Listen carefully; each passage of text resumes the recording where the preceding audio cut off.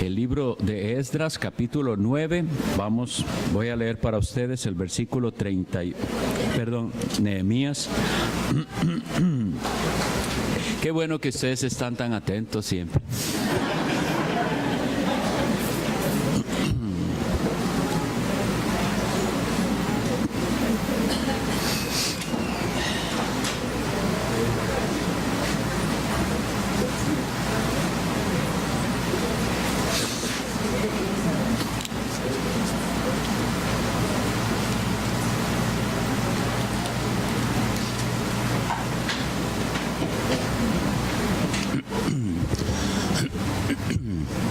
Y dice así: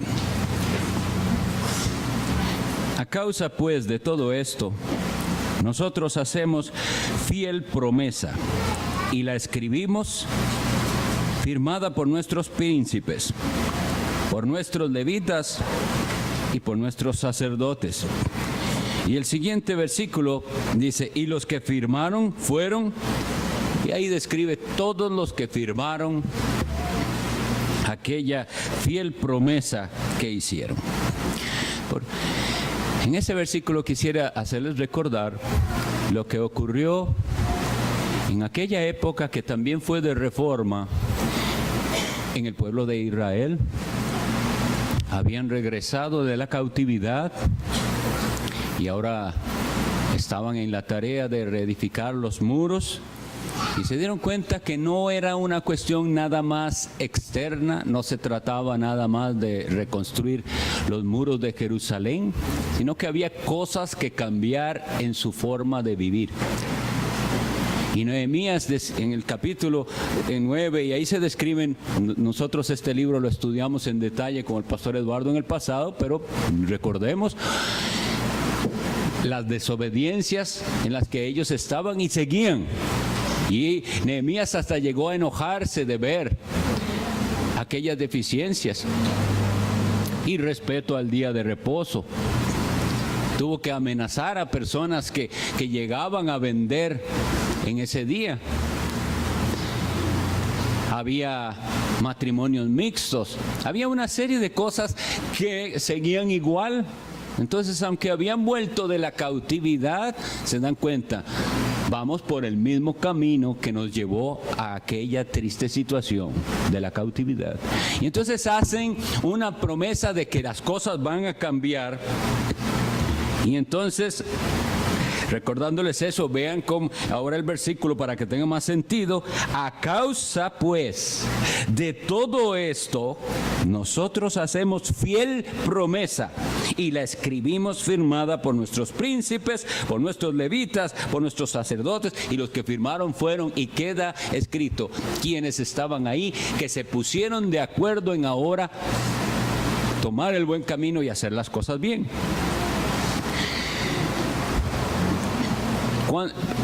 Cuando el pueblo de Dios es consciente de que se ha apartado de la voluntad de Dios, los que son conscientes de esto se unen entre sí. Hay un deseo entre los que de verdad tienen ese deseo de ahora caminar como Dios manda, de unirse y hacer las cosas bien. Y no solo eso, sino de pensar en la generación futura y cómo nosotros vamos a ayudar a la siguiente generación que no se desvíe como se desvió nuestra generación o la generación anterior. Otro versículo que quisiera dar como motivación del tema de la escuela dominical de hoy es Malaquías 3:16.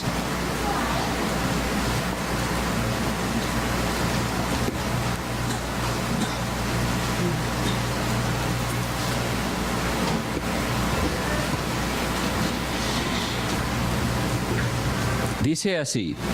Entonces, Malaquías es un libro también escrito ya cuando habían vuelto de la cautividad, en el que hay un diálogo entre Dios y su pueblo por la infidelidad constante de ellos y porque ahora tenían una religión externa sin la realidad en el corazón.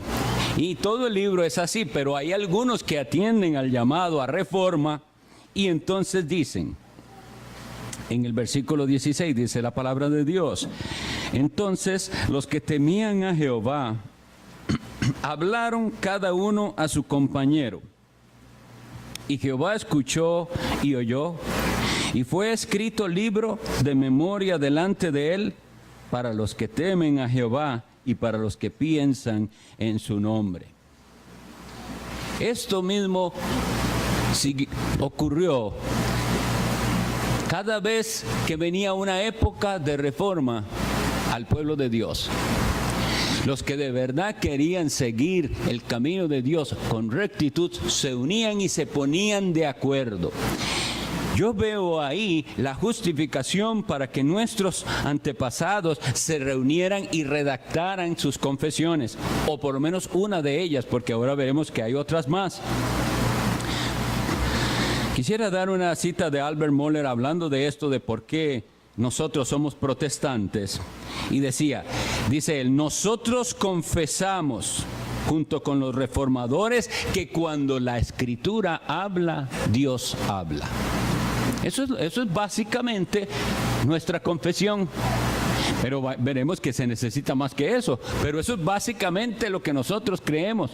Cuando la Escritura habla, Dios habla. Entonces, hoy vamos a hablar de las confesiones y de un entendimiento correcto de lo que significa el principio de sola escritura, o escritura, que en español lo que significa es: solo creemos y basamos nuestra fe en lo que dice la Biblia. Lo que creemos y lo que practicamos se basa en lo que dice la Biblia. Eso no significa, sin embargo, que nosotros desechamos cualquier otro escrito que no sea la Biblia. Porque una interpretación incorrecta de que, entendamos que no había Biblias. Primero, en la Edad Media, digamos, ya no había Biblias, y los reformadores, cada uno en su región, se preocupan por hacer llegar la Escritura al pueblo. Y eso es un logro maravilloso que ni ustedes ni yo apreciamos suficiente, porque estamos demasiado acostumbrados a tener Biblia. Pero no había Biblias. Entonces, que haya Biblia era una bendición muy grande. Martín Lutero traduciendo al alemán, los hermanos de Francia traduciendo al francés la Biblia, Casiodoro de Reina, Cipriano de Valera con la Biblia en español, Tyndale en Inglaterra con la Biblia en inglés, y así todos. Una cosa preciosa de hombres entregándolo todo, siendo perseguidos, huyendo de sus países porque era prohibido traducir la Biblia al idioma del pueblo.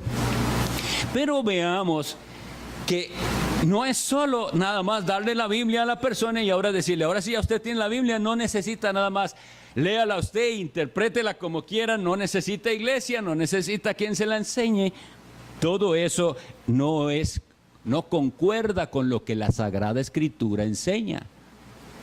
Tenemos ahora el libro de Dios, el cual cada uno de nosotros tenemos acceso a él, y si la estudiamos la Biblia con honestidad, con humildad y con el auxilio del Espíritu Santo en oración, él nos guiará la verdad. Y sin embargo, la misma Biblia dice y le da como mandato a los apóstoles, Mateo 28 al final: vayan, prediquen el Evangelio, bauticen a los que se convierten. ¿Y qué les dice? Enseñándoles todas las cosas que os he mandado. Es decir, en la Biblia no dice que el cristiano lo único que ocupa es la Biblia y ahora usted interprétela como quiera. Dice que necesita quien le enseñe a andar en el camino de Dios. Gálatas 6:6 dice: el que es enseñado en la palabra, haga partícipe de toda cosa buena al que le enseña. O sea, que asume que hay algunos que dio en la iglesia Dios como maestros de su palabra. Y lo digo porque hay una corriente en la cual usted lo único que ocupa es Biblia, creer en Cristo, y usted ya es cristiano y va por la vida solo, sin hacerle caso a nadie, sin escuchar lo que nadie diga. su propia interpretación, y la Biblia no dice que eso es ser cristiano. La Biblia dice que como estos que leímos en Nehemías, y se unen con otros que también ahora se alegran de haber encontrado en la Sagrada Escritura el Evangelio, y ven que tienen en común esa comprensión del Evangelio, y se unen y declaran: ahora vamos a caminar juntos según esto que nos ha revelado el Señor en su palabra. Esto de las confesiones es necesario y fue en aumento desde la época de los apóstoles. La confesión más básica que aparece en la Biblia es creer y confesar a Jesucristo como Señor. Eso es lo más básico. ¿Y qué dice Romanos 10, 8 y 9? Esta es la palabra de fe que predicamos. Y él lo define ahí, dice: esta es nuestra confesión, que si confesares con tu boca que Jesús es el Señor y creyeres en tu corazón que Dios le levantó de los muertos, serás salvo. Esa es la confesión más básica. Ahora bien, no hay ningún problema si todos los que están confesando eso entienden qué significa que Jesús es el Señor. ¿Ve? Si entienden que ese título Señor es el mismo que se daba a Jehová en el Antiguo Testamento, que Él es el Adonai. Pero si la persona no entiende eso y si nadie se lo ha explicado, puede que esté creyendo que Jesús es el Señor y no esté entendiendo que el Hijo de Dios es coeterno con el Padre. ¿Entienden? Entonces hay necesidad de una explicación. No es nada más de confesar, pero usted entender con lo que confesó lo que a usted le parezca. Otra confesión muy sencilla de las que aparece en la palabra de Dios. Vamos a 1 Timoteo 3:16. Vamos conmigo, por favor. 1 Timoteo 3:16.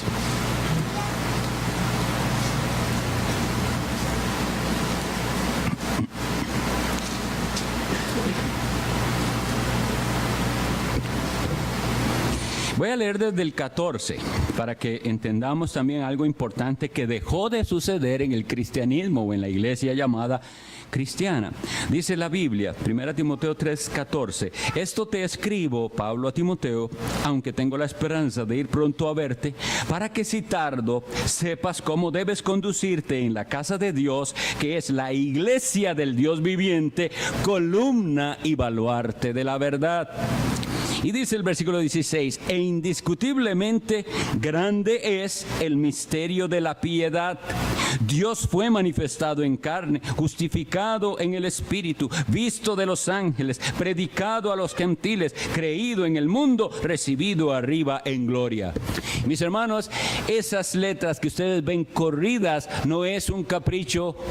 Eso estaba así en los originales. Eso significa que eso era algo que la iglesia o cantaba o confesaba. Por eso es que ustedes ven que está corridito así del margen. Eso no es que el que hizo esta Biblia se le ocurrió ponerlo así. Así estaba. Entonces, ahora vean, la iglesia estaba llamada a ser, bueno, primero dice que es la casa de Dios. Ahí habita. Que la iglesia del Dios viviente es columna y baluarte de la verdad. Una columna es algo que sostiene, ¿verdad? Hacen las columnas para que sostengan el edificio. Se suponía se supone, y debe ser así, la iglesia de Dios eso es lo que debe hacer. Una defensa, un sostén de la verdad, y la iglesia dejó de hacerlo. La iglesia no estaba sosteniendo la verdad, más bien la iglesia estaba yendo por un camino errado por muchísimo tiempo. Entonces, ahora les decía, esa iglesia que por mucho tiempo parecía en su totalidad haber perdido el rumbo, en su totalidad no, porque había dentro del pueblo también quienes se sostenían en la palabra. Eso lo hemos visto y dicho en otras ocasiones. Es decir, la reforma no fue como el movimiento de restauración de algunas sectas que piensan que se había perdido la iglesia, que no había iglesia de Cristo y que de pronto vuelve a nacer la iglesia de Cristo. Así no es como nosotros entendemos. Nosotros entendemos que sí, en su mayoría había una gran apostasía, pero que Dios tenía pueblo ahí, siendo fieles, hombres contaditos, no importa, pero ellos eran los que estaban todavía sirviendo como defensores de la verdad y se oponían al error de Roma y tenían como consecuencia graves persecuciones. Hay una cita interesante de este teólogo Carl Trueman que dice así: todas las iglesias tienen confesiones, solo que algunas no las tienen escritas. ¿Ve? ¿Qué es cierto que es esto?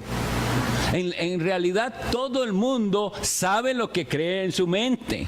Que no lo haya escrito es otra cosa. Las iglesias que decidieron y que afirman que es mejor escribir, que es lo que nosotros entendemos que la Biblia enseña, son más honestas. Porque dicen abiertamente al mundo qué es lo que creemos. Y entonces el mundo puede ir a nuestra confesión y saber si está, qué es lo que nosotros creemos de tal o cual tema.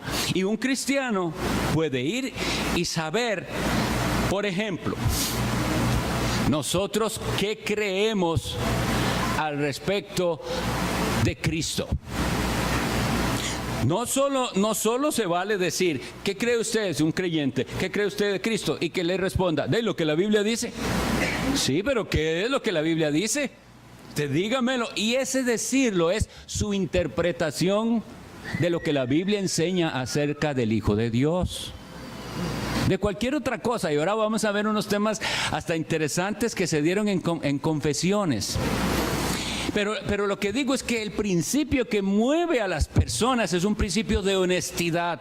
Nosotros tenemos que defender esto porque es la verdad.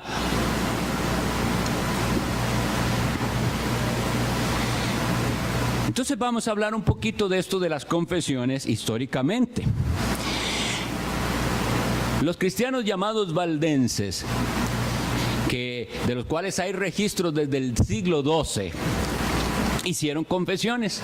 Hay una de ellos que parece estar datada de 1120. Lo que pasa es que el documento que hay no es de ese siglo, parece ser como del siglo XV. ¿Entienden la diferencia? Ellos tienen un documento que dice que la confesión fue hecha en el siglo XII, pero ese documento no es del siglo XII, sino que el documento es de muchos siglos después. Ahora, si eso es así o no, yo no lo puedo probar. Lo que sé es que ellos están diciendo, esto nosotros lo creemos desde el siglo XII, al menos. Ahora, ¿por qué les digo esto? Esos creyentes de tan antiguo, vean, estamos hablando desde el siglo XII, desde el 1100 algo, 1012 y 13 en adelante ya hay registros de que estaba este grupo de creyentes llamados los valdenses. Y ellos hacen su confesión de fe. Y vean cómo la empiezan.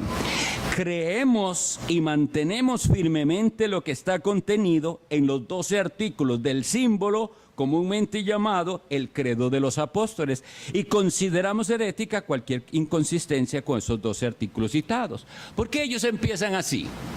Es por esto. No sé cuántos han tenido acceso a un librito que circulaba en algunas iglesias bautistas. Yo vengo de un tipo de iglesia bautista así, que se llamaba El Rastro de la Sangre. Y en ese librito el autor se esfuerza por encontrar todos los grupos que se oponían a la Iglesia Católica Romana durante toda la historia y afirma que todos esos eran bautistas. El gran problema aquí es que muchos de esos grupos que él cita eran herejes.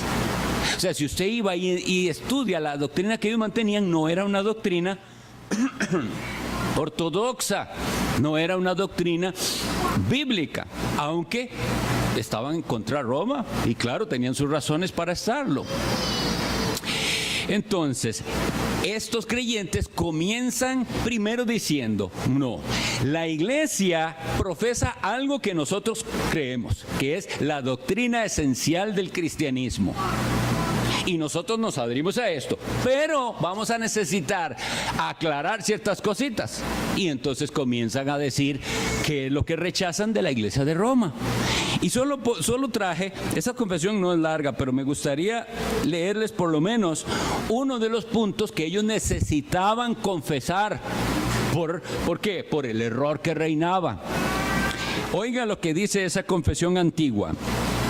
Creemos también que después de esta vida existen solo dos lugares, uno para los que son salvos y el otro para los condenados, los cuales llamamos paraíso e infierno, negando por completo el purgatorio imaginario del anticristo, inventado en oposición a la verdad. ¿Qué están diciendo ellos? Mucho ya, ¿verdad? Primero están diciendo esa doctrina que ya hace tiempo se metió en la iglesia y que todo el mundo la cree, de que hay un lugar intermedio para los que no murieron en pecado mortal. Y eso la gente no lo sabe. Hay una gran ignorancia en el catolicismo de las cosas. No es que todo el mundo va al purgatorio y tiene oportunidad de pasar al cielo. Hay gente que ya va al infierno, ellos reconocían, pero hay unos que como no murieron en pecado mortal, de los que ellos califican así, tienen ese chance de ir a purgar sus pecados unos cientos o miles de años al purgatorio y luego brincar al cielo. ¿Cómo eso llegó a creerse? Es difícil para nosotros entenderlo, pero llegó a creerse y se cree todavía. Entonces estos valdenses tienen que sacar este documento y decir no, no y no. Nosotros creemos solo en dos posibles destinos. Y dicen algo más. ¿Quién inventó tal cosa? Dicen el anticristo. Entonces ellos dan claramente cómo se define el anticristo. Esa doctrina va contra la enseñanza de Cristo. Entonces ese que la inventó es anticristo. Ahora, esto es difícil de entender para nosotros hoy en día porque el concepto anticristo que la gente tiene es el de las películas. Y entonces se imagina al anticristo como las películas lo hacen. Así no es. Así no es. Vea que ellos sabían identificar a alguien dentro de la iglesia de Dios que se opone a la verdad de Dios. Y de hecho el apóstol Juan decía, han salido muchos anticristos. Bien, entonces eso es otro detalle que yo veo importante de esto de las confesiones es que nos libra de una desconexión histórica. Ayer el pastor Benítez hacía un comentario de algo que nosotros vemos constantemente. Iglesias que parece que surgen de la nada. Y están contentos así. ¿Cómo surgieron? Nadie sabe, no tienen ninguna conexión con... Es que la iglesia del Señor tiene 2000 años de historia. La fundó Cristo, los apóstoles fueron por todas partes, se esparció. Entonces usted tiene que tener un ligamen con los cristianos de toda la historia. Por eso, cuando usted y yo estudiamos la Biblia, que tenemos que hacerlo, no quiero que crean que lo que dije de que Dios tiene sus maestros es que tengo que esperarme a que todo me lo enseñen. Yo voy a la Escritura constantemente. Pero, bueno, voy y estoy estudiando algo y llego a un pasaje y tengo duda, ¿qué significará esto? Pero resulta que se me enciende la lámpara y dice, esto debe significar tal cosa. Pero usted va y estudia y en la vida, en los 20 siglos anteriores, nadie ha interpretado aquello así. ¿Está bien eso? No, eso no es cristianismo. El cristianismo está unido a la iglesia universal, que es de todos los tiempos. Entonces tengo que ir a ver qué creyeron los que fueron antes de mí, qué creyeron los del siglo pasado, los del siglo antepasado, hasta ir a... Y de entre ellos puede que incluso en lo que yo estoy estudiando hay controversias, pero allá eso es diferente. No es que yo puedo interpretar a mi antojo la Sagrada Escritura. Y esa es una de las cosas que sucede. Ese no importarme. Usted le pregunta a alguien de estos que son iglesia que surge de la nada y que no tiene conexión histórica, y ellos no se sienten para nada mal, más bien se sienten bien de que su iglesia es completamente nueva, independiente de tal. Eso no está bien. Esa independencia no es la que nos enseña la Biblia. Nosotros estamos unidos con hermanos de todos los siglos anteriores que creyeron el mismo evangelio, que fueron salvos como nosotros por la pura gracia de Dios. por la sola fe en el Hijo de Dios. Somos un solo pueblo y que un día va a ser reunido. Entonces, quisiera comentarles para que vean que esto que estoy diciendo tiene un sustento histórico. Las muchas veces que entonces los cristianos a través de esos siglos, a partir de la Reforma, bueno, ya vimos los valdenses, que eso es mucho más antes. Y cómo ellos hicieron lo mismo que veíamos en Nehemías. Ahora nos vamos a poner de acuerdo y nos vamos a unir a seguir a Cristo y vamos a firmar aquí que vamos a unirnos para seguir al Señor según lo que ahora entendemos más claro de la Escritura. Y después lo que dice Malaquías, los que temen al Señor se unen entre sí y un libro de memoria es escrito.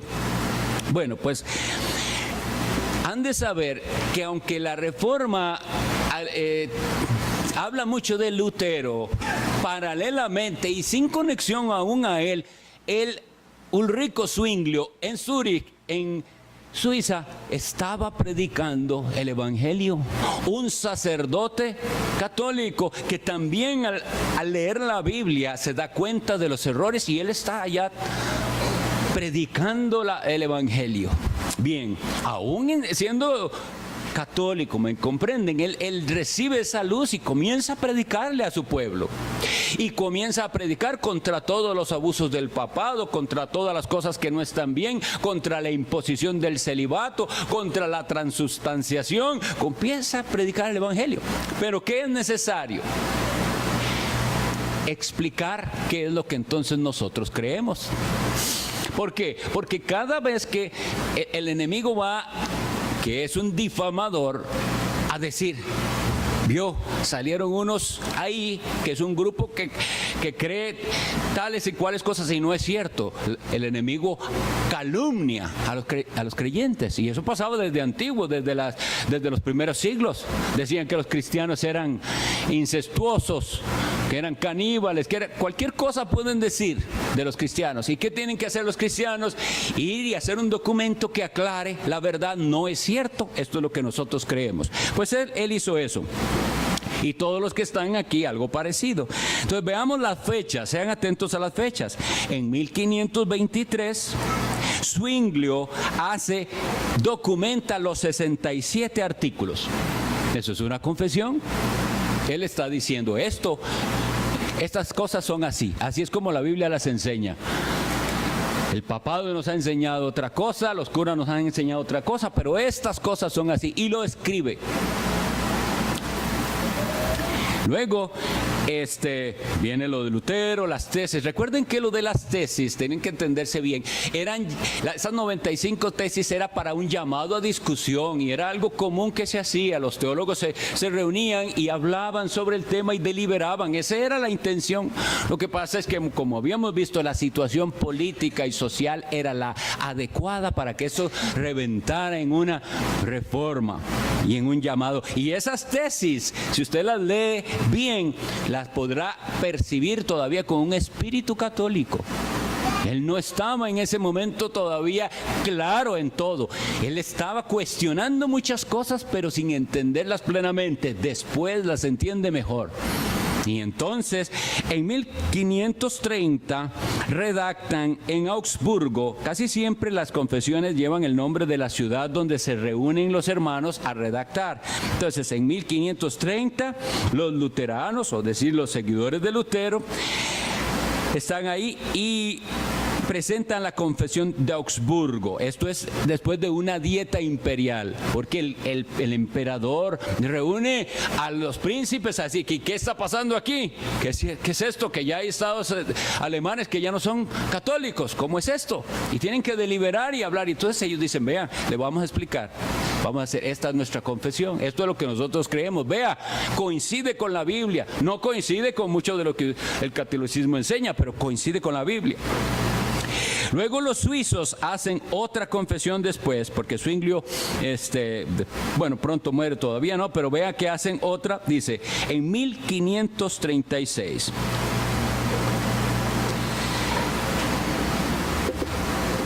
Vamos a ver si puedo hacer esto más grande, porque yo no puedo leer. En 1536, la primera confesión helvética. En Ginebra hacen una confesión en 1536. Y oigan esta que nos corresponde a nosotros. Luego viene la confesión española. ¿Saben quién redactó la confesión española? Casiodoro de Reina, en Londres. Casiodoro de Reina tuvo que salir huyendo de Sevilla cuando él abraza el Evangelio, cuando él abraza la Reforma. Pena de muerte, o sea, dice que de ese monasterio de San Isidoro del Campo, o San Isidro, salen al menos 12 monjes de noche huyendo, porque ya la Inquisición venía para capturarlos y hacer todo el proceso que se hacía, torturas, muerte, etcétera. Y ellos huyen a Suiza, a Ginebra. Y desde su corazón ahí llevaba Casiodoro de Reina poner la escritura en el idioma español, porque los españoles no tenían Biblia. Y esa es la esperanza de todo reformador, que si la palabra llega al pueblo, el pueblo puede ver la luz. Entonces él va y en Londres redacta, hay una congregación de españoles ahí que habían oído también, y él es pastor, y ellos redactan la confesión española. Es interesante, es cortita y es interesante leerla. Y lo que hace es aclarar de verdad qué es lo que nosotros creemos, qué es lo que nosotros creemos de la pecaminosidad del hombre. Qué bueno leerlo, porque él dice, no, esa gente que está enseñando que el ser humano puede colaborar con la gracia, eso no es bíblico. El ser humano está completamente muerto. Dios tiene que darle vida para que él pueda creer y cosas así.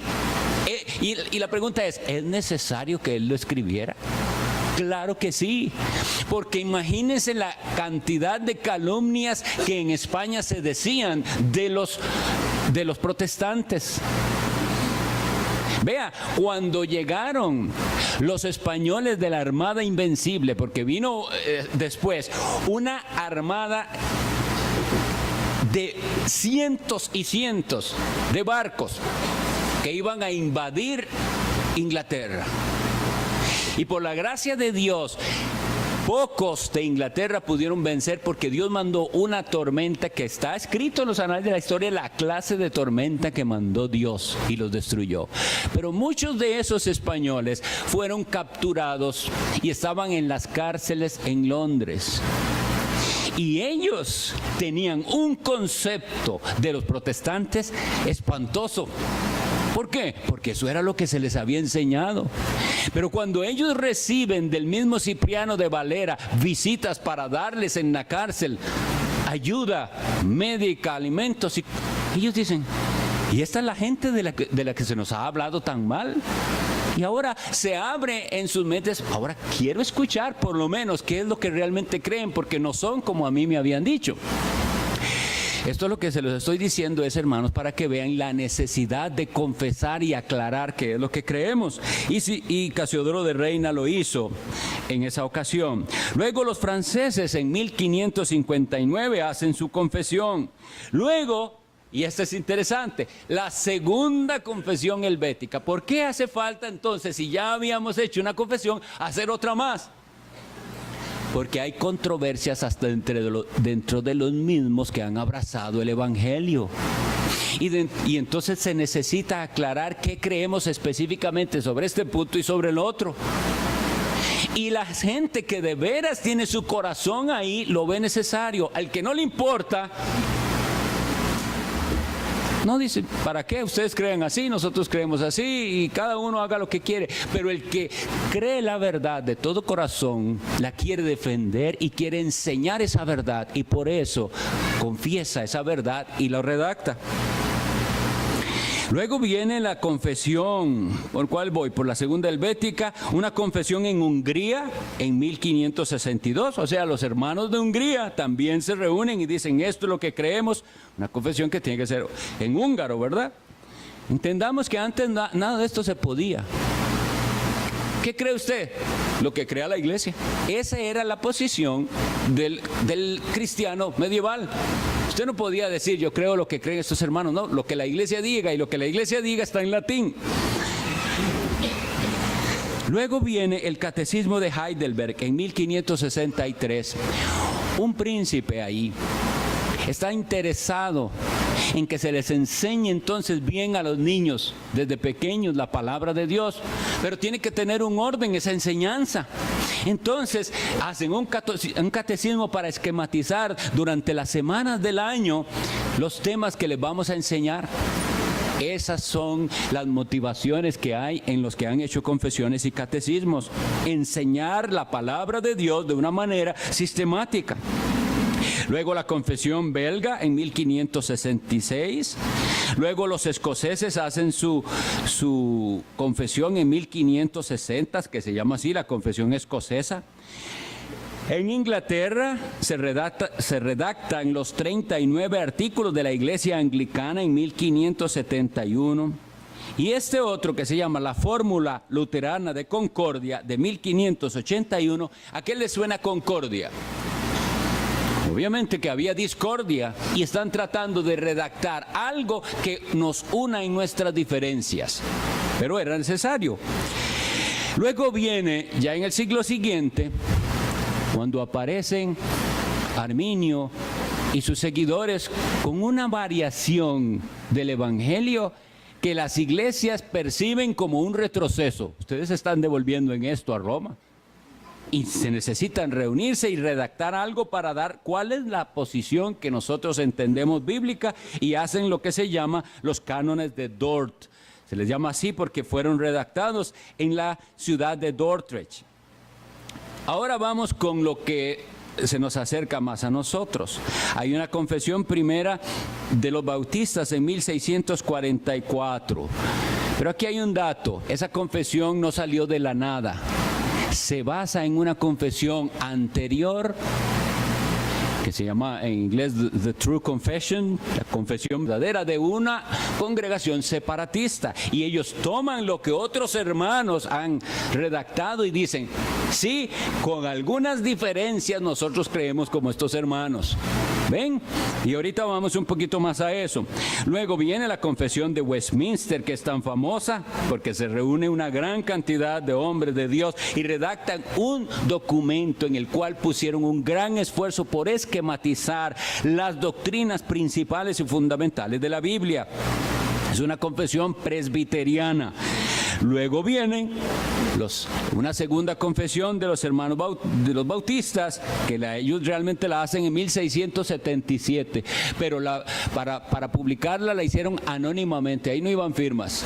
¿Por qué se imaginan que hicieron eso? Por la persecución. Pero ya en 1689, el año anterior, había entrado otro rey que quitó las prohibiciones. Entonces ahora sí se reúnen y decimos, somos nosotros los que creemos esto, y firman. Más de 100 hombres de iglesias del Señor. Luego emigran los bautistas a América. ¿Y qué hacen? En 1742 redactan la Confesión de Filadelfia, y el siglo siguiente viene una confesión que se llama de New Hampshire. No creo que me dé tiempo mucho de hablar eso, pero quisiera hablarles de un caso en estos 5 minutos que me quedan para explicarles la necesidad. Vean. La Convención Bautista del Sur es la denominación evangélica más grande que existe en los Estados Unidos y creo que en el mundo. Pero cuando ellos se reúnen en el año de su fundación, que fue 1845, no adoptan formalmente una confesión de fe. Hasta 1925 ellos redactan un documento que no es tan exhaustivo, pero dice, y le llaman el mensaje y fe de los bautistas, en 1925. En 1963 lo modifican, pero no para bien. Se había para esa época infiltrado muchos liberales en la Convención Bautista del Sur.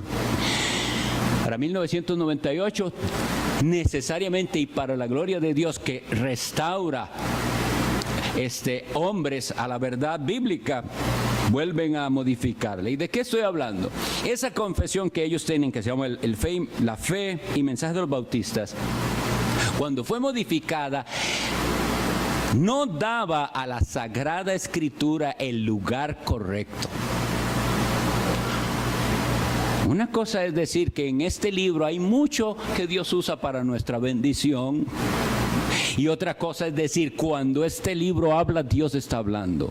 Esta es la palabra de Dios. Porque entonces los liberales tienden a interpretar con su relativismo y contextualizar y no respetar la palabra del Señor.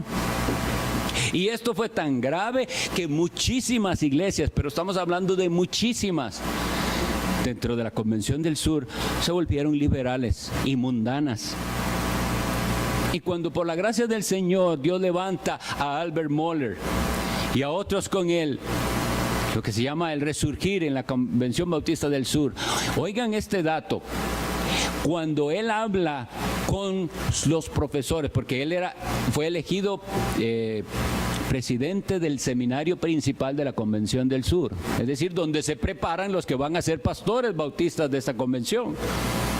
Y él reúne a todos los profesores y les dice, les pone, no la confesión de esta, sino la confesión que los fundadores del seminario sí adoptaron, que se llama el Abstract de Principios de 1858.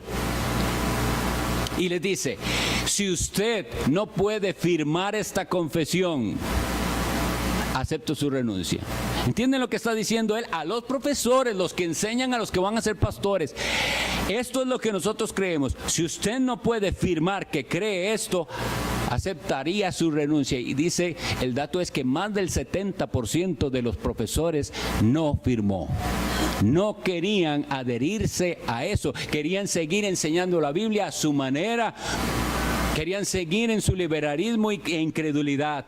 Pero gloria al Señor, porque entonces se pudo comenzar a llenar el seminario de hombres, sí conservadores, que sí creían en la Biblia. Entonces, esto se los presento como un peligro, como una consecuencia de no haber sido estrictos confesionales desde el inicio. Cuánto bien hace la confesión y cuánto protege contra los ataques del enemigo. Si la usamos bien, eso sí, si la usamos bien, entendiendo para qué es que se hizo y por qué. Y les voy a dar este ejemplo para que vean la honestidad y celo de los creyentes de aquellas épocas. Les decía que los creyentes, los bautistas, que vinieron, que en Londres hicieron su confesión a partir de otra confesión cristiana. ¿Por qué lo hacen así? Porque ellos quieren precisamente decir, nosotros no somos una secta, no estamos saliendo como diciendo, nosotros somos los únicos cristianos que existen. Basamos entonces nuestra confesión en lo que otros grupos creyentes han creído y vamos a explicar en qué es lo que diferimos con ellos y lo vamos a explicar aquí. Pero básicamente el evangelio lo entendemos de la misma manera, en estos y estos puntos estamos de acuerdo, pero en estos y estos tenemos nuestras diferencias. Eso es ser honesto. Entonces ellos lo hicieron en 1644. Luego vienen y toman la de Westminster y igual la modifican. Y los de América toman la de Londres, la segunda confesión de Londres, y hacen la confesión de Filadelfia. Pero oigan, hermanos, hay solo 2 artículos que son diferentes a la otra. Y oigan de lo que se trata. Se trata uno sobre el canto de himnos y otro sobre la imposición de manos. Porque en los bautistas americanos de esa época que estaban en Filadelfia, creían que cuando se bautizaba a una persona había que imponerle las manos. Ellos se basaban en eso que dice en Hebreos, la doctrina de la imposición de manos, y veían otros ejemplos y lo consideraban como algo necesario. No es que ellos dijeran que la persona recibía el Espíritu Santo hasta que le impusieran las manos. No. Ellos lo que estaban diciendo es que eso había que hacerlo y que era un medio en el que Dios infundía mayor gracia en el momento del bautismo. Y entonces lo pusieron en la confesión. Esa es una de las razones, me imagino, por las que nosotros no somos de esa confesión. No creemos así. Pero vean la otra, el canto de himnos. Esto estuvo un tiempo en la iglesia del Señor en controversia. Las iglesias antiguas no cantaban himnos compuestos por las personas. Y estos hermanos estaban diciendo, sí se puede cantar. Y nosotros en esto estamos de acuerdo. Pero vean, hasta eso había que confesarlo. Había que aclarar qué pensamos nosotros de cómo debe alabarse al Señor. Entonces, si las usamos bien, las confesiones son de gran ayuda para la iglesia. Nuestra confesión dice, por ejemplo, que un matrimonio es la unión de un hombre y una mujer libres. Eso dice nuestra confesión redactada en el siglo XVII. Eso nos sirve mucho hoy en día. Nuestros hermanos pensaron en nosotros. No tenemos que incluirle nada a nuestra confesión hoy en día, que se aceptan una serie de uniones impías. ¿Por qué? Nuestra confesión lo aclara y tenemos todos los versículos que apoyan esto, que el matrimonio es la unión de un hombre y una mujer libres. Es decir, que no están atados en matrimonio, que no se permite el adulterio. Y también que es un hombre y una mujer. Hoy podemos ver cuán útil es eso. Si nosotros la usamos bien, no está jamás la confesión por sobre la Biblia. La confesión es válida en tanto se apegue a la Biblia. Si usted puede ver en nuestra confesión de fe algo y usted va y estudia el artículo de fe y usted dice eso no es bíblico, usted tiene que creerle a la Biblia y no a la confesión. Pero le reto a hacerlo. Esta es una confesión hecha cuidadosamente, yendo a la Escritura y con múltiples citas bíblicas que apoyan cada uno de los puntos. Pero sin embargo hay denominaciones que, aunque con confesión de fe, las ignoraron y las quebrantaron. La iglesia que se llama, en inglés se llama Presbyterian Church USA, esa supuestamente en sus estándares, vaya a la página web y está ahí, Westminster está dentro de sus documentos que creen. Y también tienen otros artículos donde ellos afirman la diversidad, el pastorado el obispado de personas que son abiertamente homosexuales y que tienen su pareja homosexual, y esa iglesia dice que está bien. ¿Para qué le sirve a esa iglesia esa confesión? ¿Sabe para qué le sirve? Para que en el día del juicio Dios les diga, ustedes tenían un documento y le pasaron por encima, no solo a mi palabra, sino a un documento en el que se jura que se va a creer lo que la Biblia dice. Eso es, nosotros entonces tengamos en alta estima el que Dios nos haya llevado a adoptar una confesión de fe que nos puede proteger de herejías y que nos sirve mucho para enseñar las verdades de Dios a nuestros niños.